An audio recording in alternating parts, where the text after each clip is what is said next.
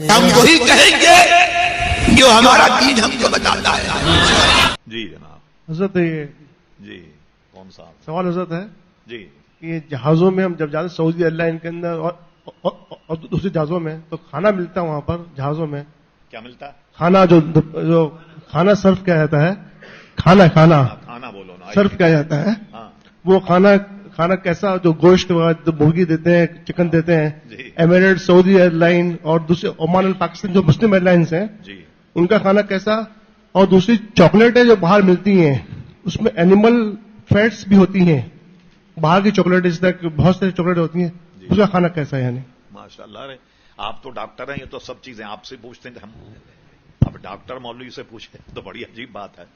سنیے آپ یہ بتائیے, آپ جب سفر کرتے ہیں تو کیا اسی وقت ٹکٹ لیتے ہیں ایئرپورٹ پہ یا پہلے سے لیتے ہیں؟ کیا کرتے ہیں؟ پہلے سے لیتے ہیں نا. اس میں لکھوا دو ویجیٹیرین, گوشت کھانے کی نوبت ہی نہیں ہے. جب آپ ٹکٹ بک کرتے ہیں تو ٹکٹ میں ہی ڈال دیجئے کہ میں گوشت نہیں کھاؤں گا, ویجیٹیرین مجھے چاہیے. اور بالکل ایئر ہوسٹس آپ کی سیٹ دیکھ کر آپ کے سیٹ تک پہنچائے گی. بھئی ویجیٹیرین ہے آپ, جی لئیے کھاجیے آپ. تو اس میں گوشت کو کھانے کی ضرورت نہیں آپ کو. مثلا مثال کے طور پر سعودی عرب کی یہاں سے فلائٹ چلتی ہیں. میں نے ان سے پوچھا کہ آپ کھانا کہاں سے لیتے ہیں؟ تو انہوں نے کہا جی کراچی میں ہمارا کانٹیکٹ ہے اور یہ ہمیں کھانا دیتے ہیں. اب اغلب گمان یہ کہ جو کراچی سے اگر کھانا لے کے جاتا ہے تو کراچی میں حلال. ٹھیک, ایک فلائٹ جو سعودی عرب سے آ رہی ہے, اب وہ اس نے اگر کھانا سعودی عرب سے لیا تو اب میں بتاؤں آپ کو سعودی عرب میں بھی یہ مشینی سلسلہ جو ہے یہ جاری ہو گیا. جو پہلے مذبح خانے تھے جو ہاتھ سے ذبح کرتے تھے, یہ وہاں ابھی 2-3 سال پہلے اس کی ممانعت ہو گئی کہ کوئی آدمی گھر میں ذبح نہیں کرے گا. پہلے تو ہمارے مسلمان بھائی آپ کو ذبح کر کے دے دیا کرتے تھے مرغی, آپ جا کر کے گھر میں اس کو پکا سکتے تھے, اپنے سامنے آپ ذبح کروا رہے ہیں, آدمی کو عین الیقین ہوتا یہ. تو اس میں بھی ابھی انہوں نے ادارے بنا دیے ہیں اور ساری مرغیاں جو ہے وہ وہیں سے آتی ہیں, اب آپ ذبح نہیں کر سکتے. اب آئیے, سب سے زیادہ سعودی عرب کو مرغی سپلائی کرنے والا ملک ہے برازیل. ٹھیک ہے, یہ جو البیک ہے سعودی عرب میں, جسے اللہ تعالی ہم پر رحم فرما, حاجی حضرات احرام پہنے البیک کا اس کی مرغی کھاتے ہیں. میں نے اس کی دکان پہ جا کر کے دیکھا کہ مرغیوں کے جو کیا نام ہے بیگ ہوتے ہیں جس میں وہ مرغیاں پیک ہوتی ہیں, اس میں برازیل لکھا ہوا. برازیل سے مرغیاں آ رہی. مجھے بتائیے کہ 30 لاکھ آدمی اگر مرغی کھائیں, 20 لاکھ تو مرغی کھائیں گے روز, تو یہ 20 لاکھ مرغی برازیل کون سے قصائی سے ذبح کرتا ہوگا؟ کس سے ذبح کرا؟ آسٹریلیا کے بکرے آتے ہیں, کس سے ذبح کرتے ہوں گے؟ احرام پہنے ہوئے حج کی نیت کیے ہوئے ہیں اور ہمارے نزدیک تو حرام کھا رہے ہیں. تو کیا بنے گا حج کا؟ یہ تو ہمارے بزرگوں نے لکھا کہ میاں حج تو ہم کرتے ہیں جس طرح بھی کرتے ہیں, مگر اس میں اللہ کچھ نیک بندے ایسے ہوتے ہیں جن کے طفیل اللہ تعالی ہمارے جیسا حج قبول کر لے, ورنہ ہم کہاں حج کر پاتے ہیں. اب مجھے بتائیے, آپ کے حرام گوشت کھا رہے ہیں آپ احرام کی حالت میں, تو آپ کے حج کا کیا ہو؟ کیا آپ سبزی یا چھولے اور کھائیں تو کیا آپ مر جائیں گے؟ ہم 2 مہینے کا سفر کرتے نہیں کھاتے گوشت. ٹھیک, نمک سے روٹی کھا لیں, دہی سے روٹی کھا لیں, ایک روٹی آدمی کھا لے جتنا اس کو زندہ رہنے کے لیے ضرورت ہے, تو کیا ہے اس میں؟ تو کوئی پریشانی آدمی کی نہیں ہے. ٹھیک, تو ان سے ہم جہازوں میں گوشت کھانے سے بچتے. میں ایک دفعہ برطانیہ کے دورے پہ تھا, وہاں سے جب واپس آیا تو میں جدہ آ رہا تھا, ہمارے فوجی تھے کوئی ٹریننگ کے لیے برطانیہ گئے, وہ بیچارے احرام باندھے, مجھے مولوی سمجھ کر کے مجھ سے مسئلے پوچھے انہوں نے کہ احرام کی نیت کہاں کرے وغیرہ وغیرہ. مجھے حیرت ہے کہ بیچارے آرمی کے افسران تھے جو ٹریننگ پہ گئے تھے اور احرام پہنے ہوئے تھے اور برٹش ایئر ویز کا گوشت کھا رہے تھے. بتائیے آپ. تو اس لیے ہم ان پر اعتماد نہیں کرتے. اور میں شاید پہلے ایک میٹنگ میں بتا چکا کہ گوشت کے احکامات اسلام میں بڑے سخت ہیں. لوگ تو مجھے پسند نہیں کرتے باہر دنیا میں کہ مولانا بہت مشکل اسلام پیش کرتے. لوگوں نے اس کو کتنا آسان کر دیا.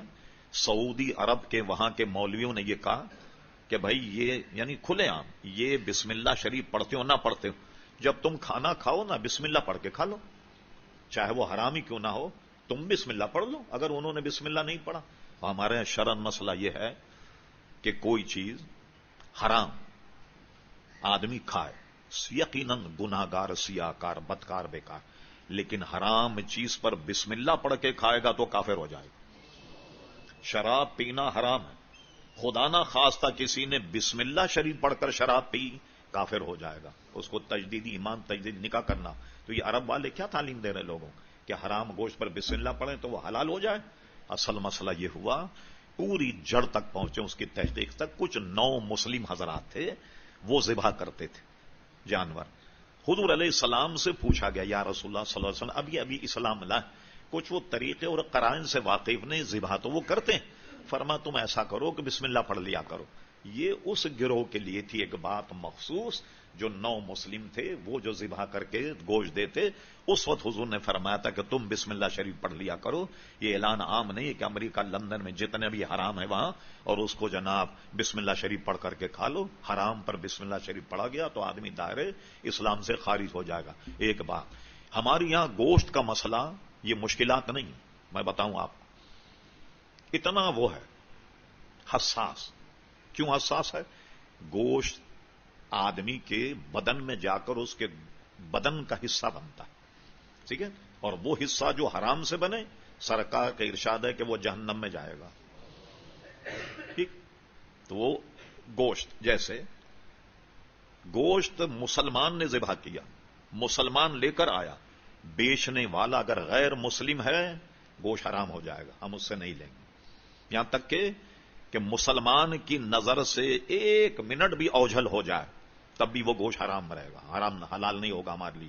تھرو پراپر چینل آئے، بتدریج، جس نے ذبح کیا وہ مسلمان ہو، گوشت لانے والا مسلمان ہو، گوشت فروخت کرنے والا مسلمان ہو، کھانے والا تو مسلمان ہے، تب یہ ہوگا۔ اس میں اگر ذرا سا بھی نظروں سے اوجل ہو جائے تو وہ گوشت ہمارے نزدیک حلال رہتا ہی نہیں۔ اس کے سارے احکامات ہماری فقہ کی کتاب میں موجود ہیں۔ اچھا، یہ کیوں کہا گیا؟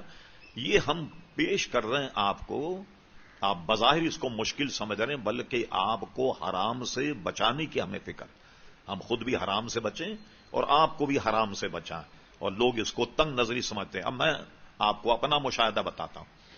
ہالینڈ ایمسٹرڈم کچھ ہمارے بھائی تھے جو یہ ہوٹلوں کے مالک تھے، 3-4 حضرات مجھ سے کہنے لگے آپ ہماری دعوت قبول کریں۔ میں نے کہا بھائی میں دعوت کھاتا نہیں، آپ کو برا لگے یا بھلا لگے میں آ جاؤں گا، صرف آپ چائے پلا دیں مجھے۔ انہوں نے کہا چلیے چائے کی دعوت قبول کر لیں۔ میں ان کے یہاں گیا، سارے ریسٹورینٹ والے وہاں موجود تھے۔ اب خود ہی انہوں نے بات نکالی، میں تو چاہتا نہیں تھا کہ اس کو چھیڑو، اور پھر کہنے لگے مولانا آپ تو بڑا سخت اسلام لاتے ہو پاکستان سے۔ اچھا، کہنے لگے، خود اعتراف کیا، یہ مسلمان ہے، اعتراف کیا، کہنے لگے جب ہوٹل میں رش ہوتا ہے تو آپ کہیں نا کہ خنزیر اس کڑائی میں تلا جائے، مرغی اس کڑائی، مچھلی، کہنے لگے اتنی فرصت ہی نہیں ہوتی، جس کڑائی میں خنزیر تلتے ہیں اسی مچھلی تل دیتے، جس میں مچھلی تلتے ہیں اسی مرغی تل دیتے، اور رش اتنا ہوتا ہے کہ سب ایک ہی کڑائی میں تل کے اور دے دیتے ہیں، اور پھر اس کے بعد کہنے لگے کہ تلتے رہتے ہیں، جب یہ کیا کہتے ہیں تیل اور گھی بالکل سیاہ ہو جائے اس کو بھی الگ رکھ لیتے ہیں۔ میں نے اس کا کیا کرتے ہیں؟ کہنے لگے اس کو یہ جو میک اپ کرنے والے ہیں، لیپا تھوپی کرنے والے، کیا کاسمیٹک کہتے ہیں شاید نا، کہنے لگے وہ کمپنیاں ہم سے لے جاتی ہیں، وہ خرید کر کے اس چربی کو، اس گھی کو، وہ اس کو پروسیس کر کے اور اس کو وہ میک اپ کے سامان میں استعمال کرتے ہیں۔ یہ لیے کہتے ہیں نا آم کے آم اور گٹلیوں کے دام، جی وہ تیل بھی ضائع نہیں جاتا۔ تو ایسی مرغی یا ایسی مچھلی کس طریقے سے آپ کھائیں گے عزیزان گرامی؟ اس لیے ہم یہ اپنا کیا کرتے ہیں، کچھ ایسی چھوٹی موٹی چیز کھانے کی لگتی۔ اب سعودی عرب ہے کتنی دور آج کل، تو گھر سے پیٹ بھر کے کھا کے جائیں، جدہ تک بھی کھانا ہضم نہیں ہوگا آپ کو، سمجھ گئے؟ تو یہ اتنے چھوٹے لمبے سفر کچھ نہ کچھ اپنے ساتھ رکھ لیں آپ کھانے کے لیے، ان کا کوئی چیز استعمال نہ کریں، ہاں صرف جوس پیتے رہیں یا ایسی چیزیں پیتے رہیں جیسے جوس ہیں یا مختلف قسم کے رس ہیں، وہ بند پیکٹ آتے ہیں، اس میں کسی کا ابہام نہیں ہوتا۔ اس لیے حرام سے بچنے کے لیے یہ کام آپ کو جہاں بھی آپ جائیں اس سے بچنا ہوگا، اور اللہ تعالیٰ ہم سب کو محفوظ رکھے۔